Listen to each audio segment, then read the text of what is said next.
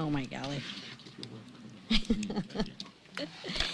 Hey, good morning, everybody. Hope you all are staying warm and glad to see everybody. The sidewalks are starting to get de-iced, so that's a bonus, right? But let me comment on today's appropriation vote. No president has been stronger or more consistent on securing the border and removing criminal, illegal aliens from our communities, period. Strongest president ever. I have complete trust in President Trump that he will continue to enforce the rule of law, including each and every one of our immigration laws. So here's what we're going to do this afternoon. One, we're going to pass the legislation to finish funding more than 95% of the federal government at Trump spending levels, not Biden spending levels. And two, on the sliver that remains, we will keep the wheels of progress turning and let the president do what he does best, and that's negotiate a final deal on his signature issue.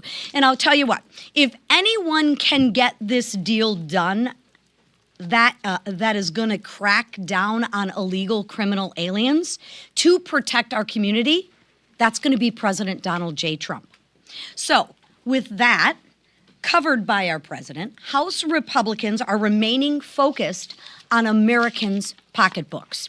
Tax filing season began last week, and thanks to House Republicans, it's going to be easier than ever for working families to file their taxes. And why, you ask? Because Republicans expanded the standard deduction. To put it in plain English, the first $31,500 a family earns is tax-free. So the first $31,500 of every family, tax-free. And that does something else that's very important. It saves you time. About 210 million hours of paperwork gone. And that's 210 million hours and 210 million hours of time that the Americans people can spend on doing what they want to do, not filing their tax returns, burdensome tax returns. But here's what's really important that's missed. Every single Democrat voted against that $31,500 standard deduction. Every single Democrat voted against saving you time and making tax filing easier. And every single Democrat voted against saving you money. Remember, and I say this every time I'm up here, and one of these times it's going to get covered by y'all. Every single Democrat voted to raise every single American's taxes. I'm going to say it again. Every single Democrat voted to raise your taxes. Please highlight that in your stories. I mean, I would think the Democrats would be proud to raise your taxes. They need to own that. Republicans are saving you time and saving you money. So this week, House Republicans are taking that message directly to the people. All across the country, we're reminding Americans exactly what happened and the impact that it will have on their families. Simply put, Republicans voted to make tax filing easier. Less bureaucracy. That's a good thing. Republicans voted to cut taxes for working families to keep more money in your pockets. Democrats, again, voted against that. Democrats want more bureaucracy, and Democrats want more of your hard-earned tax dollars. Democrats want to raise your taxes. Republicans want to lower costs and keep more money in your pocket, simply put. So now I will turn it over to our whip, who's done an amazing job, Mr. Emmer. You can raise this without squeak. Oh. We need some Earl. Is there funding for that? Yeah, there's funding for that in the bill. There. Now I can actually see what I've got. Once again, Republicans are making clear that we are the party of responsible governance. while Hakeem Jeffries foolishly urges his members to hold the American people hostage for the second time in less than 6 months, House Republicans are preparing to vote, as we've already done, to fund the government with individual appropriations bills. We passed these bills once before, and we will pass them again. As promised, Republicans in the House have reclaimed the power of the purse. 11 of 12 America First spending bills have passed through both the House and Senate, and now we're going to finish the job. That's what governing actually looks like. The American people deserve a functioning government, and House Republicans will deliver. Just like the Democrat government shutdown in October, Hakeem Jeffries and far-left Democrats want a political show. What's their angle this time? Obstructing President Trump's successful law and order agenda. Thankfully, Republicans thought ahead. In response to the devastating Biden border crisis, we proactively funded immigration and customs enforcement operations for the next 4 years in the One Big Beautiful Bill. The Democrats' attempts to stifle immigration enforcement and protect dangerous criminals, especially in my state, will prove to do nothing more than hurt law-abiding Americans. Some in their party actually know this, and we hope they will do the right thing. But even if not, law and order and responsible governance will prevail thanks to Republican leadership and despite obstructionist best efforts. We must get this government funding bills to President Trump's desk swiftly for the good of the American people. And with that, I turn it over to our leader, Steve Scalise. Thank you, Whip. Well, look at that. Is that a bird? Whoa, it's like autopilot here. We've got a runaway podium. The Democrats have tried to shut this thing down, too. Once again, today, Republicans will reopen the government after Democrats shut it down. It's like we've seen this movie before, just a few weeks ago, that Democrats shut the government down for a record amount of time, and it took President Trump working with Republicans to finally get it reopened. And we're going to do that again today. And as the Whip said, if some Democrats want to join us, we welcome them. But you've seen their leaders, like Hakeem Jeffries, say they want to keep the government shut down. And you'd ask why. Well, it's surely not over ICE, because we've already funded ICE in the One Big Beautiful Bill. But what does a no vote mean today? If Democrats like Hakeem Jeffries vote no today, they're voting against a 3.8% pay raise for our troops. That's in this package. What they're saying is they don't want our troops to even get paid, let alone get a pay raise. Because as it stands today, troops will not get their next paycheck if Hakeem Jeffries and Democrat leaders get their way. TSA agents who keep our airports operating so people can go see relatives flying around the country, that will shut down if Democrats vote no. FEMA is right now giving aid to a lot of states that have had massive damage from freezes. Democrats voting no shuts that down. And so Republicans will be the responsible party once again to keep the government open, to reopen this government and focus on the priorities that the voters elected Donald Trump and House and Senate Republicans to go implement. We will keep doing that work, even with a razor-thin margin. And I know, yes, sometimes the odds look lower than the Patriots winning the Super Bowl, but that's okay because we are here to do a job, and we're going to do that job. And whoever wants to join us on the Democrat side is free to. And look, we've been able to deliver a lot of bipartisan wins on a number of areas.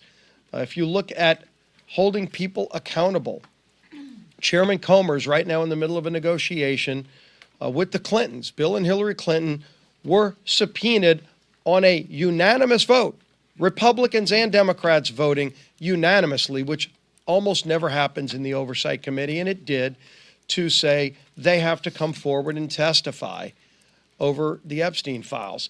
And they have been refusing and refusing for months, and finally at the midnight hour, when a contempt resolution is sitting over their heads, did they finally start talking, but they are not in full compliance. They have until noon today to fully comply. Otherwise, we will move contempt tomorrow against the Clintons. And again, that was a bipartisan vote out of committee to say that nobody's above the law the Clintons have to comply with the subpoena like everybody else. I think it was Jamie Raskin who said, when you're subpoenaed by Congress, you have to show up. We'll see how he votes on that tomorrow if the Clintons fail to comply. But we're going to keep doing our job. We're also bringing an important bill on critical minerals to the floor to open up the vast resources of this country that have been shut down by the previous administration so that we don't have to be reliant on countries like China for the critical minerals that run so many of the products we use every single day. This Republican majority is going to keep delivering for the American people while we meet the basic obligations of government, like keeping the government open and reopening the government, which we'll do today. The man at the head of that effort is our great speaker, Mike Johnson. Thank you, Steve. Well, all right, it's not on autopilot anymore. You love doing that. I do. Makes you feel taller. So grateful to be with you all, and I'm sorry we're in this situation again. It's like Groundhog Day in a way, the bad movie, where we come back to the same failed measures of the Democrats. It was just less than 3 months ago that they shut the government down for the longest period in history, 43 days. It was painful for so many Americans. Finally, a handful of them saw the light and helped us to get the government operating again. Republicans have demonstrated over and over that we are the grown-ups in the room. We are the ones that are governing. We are the ones that are funding the government. We are the ones that are providing the vital services and trying to make government work more efficiently and effectively for everyone. After that long historic shutdown that was so painful, appropriators in both parties got together. I tip my hat to Chairman Tom Cole of the House Republican chair of the Appropriations Committee and all of our committee members, the Cardinals, the subcommittee chairs as we call them, all worked so well in their areas, and we got 12 separate appropriations bills passed through the House, and we had a triumphant press conference announcing that. We expected it to be on a glide path through the Senate, but of course the Democrats could not miss an opportunity to try to shut the government down again. That's what they're doing. Chuck Schumer and the Senate Democrats play games with government funding. Now, listen, the president obviously has reached out to state and local officials in the state of Minnesota. The events there have been tragic and unnecessary. He's made clear his desire to de-escalate the situation and to support an honest investigation of what's occurred there.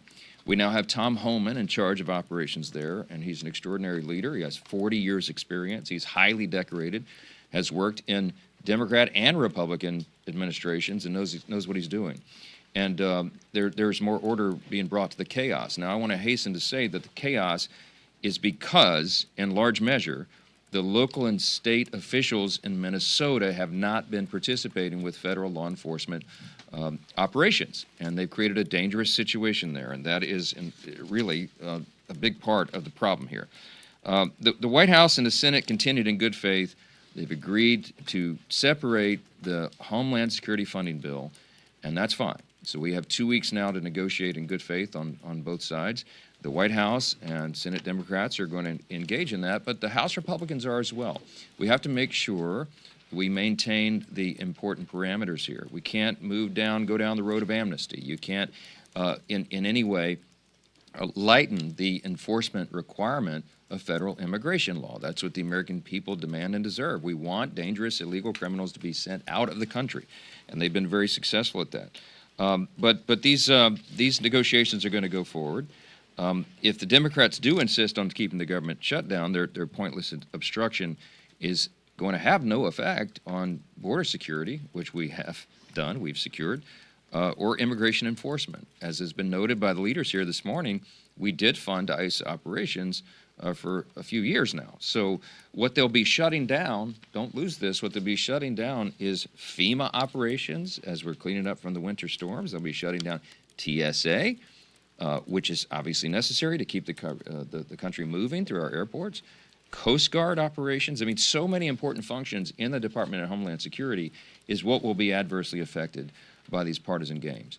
Let's hope and pray that they don't do that. Let's hope that over the next 2 weeks we can negotiate and get this done. They say they want a real negotiation with President Trump and Republicans over immigration enforcement policy, and we are happy to have that debate. And I've said in a gaggle earlier this morning that what must be a part of that discussion is the participation of blue cities in federal immigration enforcement. You can't go to a sanctuary city and pretend like the law doesn't apply there. It does. And so we're going to be working through all that. Our chairwoman, McClain, talked about tax filing made easy.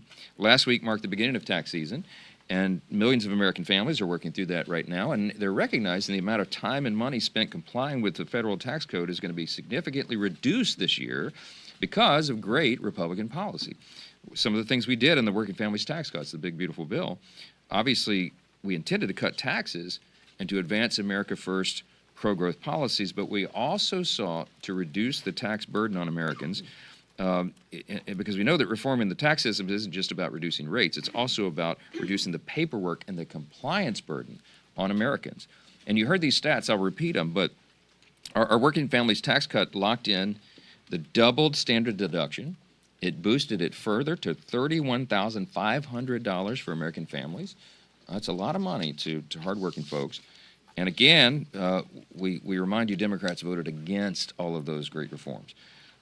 These successful reforms are going to save Americans 210 million hours per year in paperwork and $13 billion in compliance costs. That's real money to real people. And we're proud of that. Nobody likes paying taxes, okay? But Republicans have reduced the amount you owe and made your returns significantly easier to file.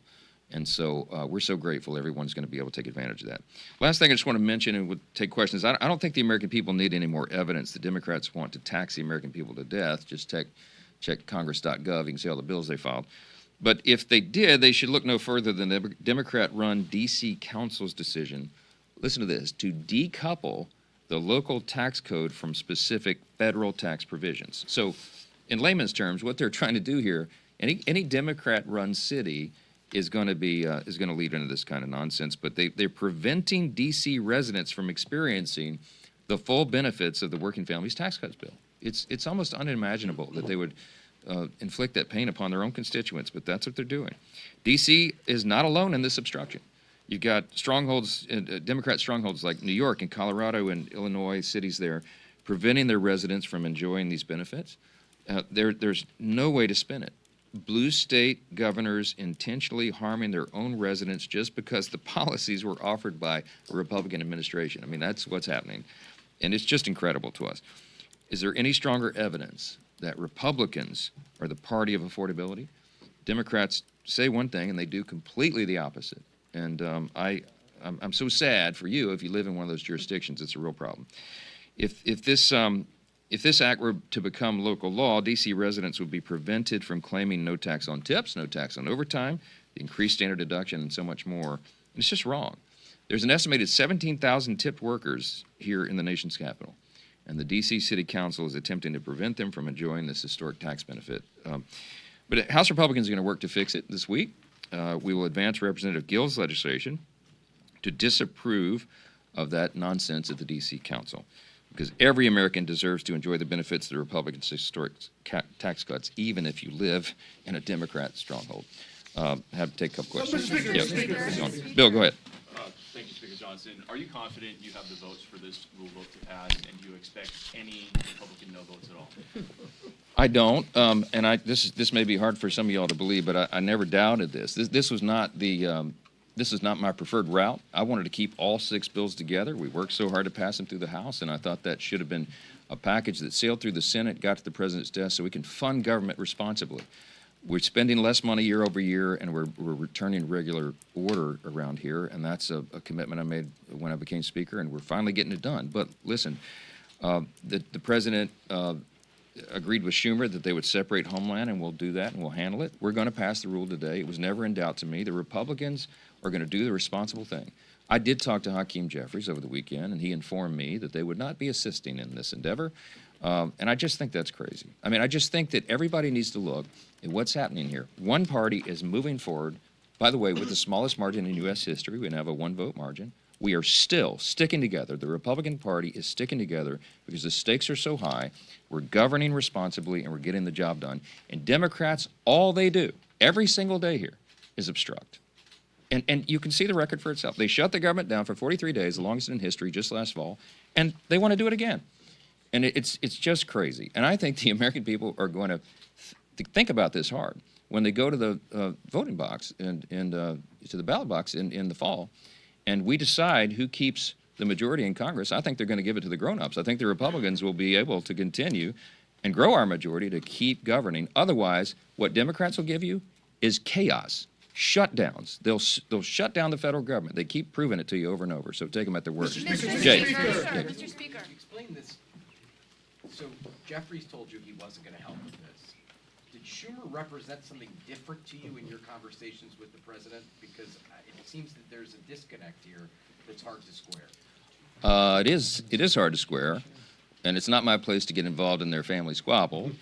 But I mean, I think Hakeem has made very clear. I think he was upset, offended that Chuck Schumer presumed to speak for House Democrats. So you'll have to figure that out. The Democrats are in a family squabble over there, and it's not of our doing. Well, hold on, wait a minute. Schumer and Jeffries are from the same state. They're in the same delegation, and they seem to be having a little power struggle between the two of them. So look, I'm not trying to fuel that. You asked me the question. I don't know what's going on, but I can tell you the Republicans are united, and I'm proud of that. And this is the party that is getting the job done. So, second row, yes, ma'am. You're a constitutional lawyer. Can you detail the Fourth Amendment protections and rights someone has if an ICE agent approaches their home with an administrative warrant? How much time do you have? Yeah, right. Look, let me say this. Okay, so when ICE goes to execute a warrant, it's an administrative warrant, and it's issued by an immigration judge, and that is a sufficient legal authority to go and apprehend someone. They have violated the law. They crossed over our border illegally, and they're here and without any right to be here. Okay, that's what's happening now. The controversy has erupted where if someone is, they're going to be apprehended and they run behind a closed door and lock the door. I mean, what is ICE supposed to do? What is Immigration and Customs Enforcement supposed to do at that point? Oh, gee whiz, they locked the door. I mean, I guess we'll just go on to our. I mean, so there's some logic and reason that is to be applied here. Some have complained that the force has been excessive or what have you. I don't know. We're going to figure that out. It's part of the discussion over the next couple of weeks.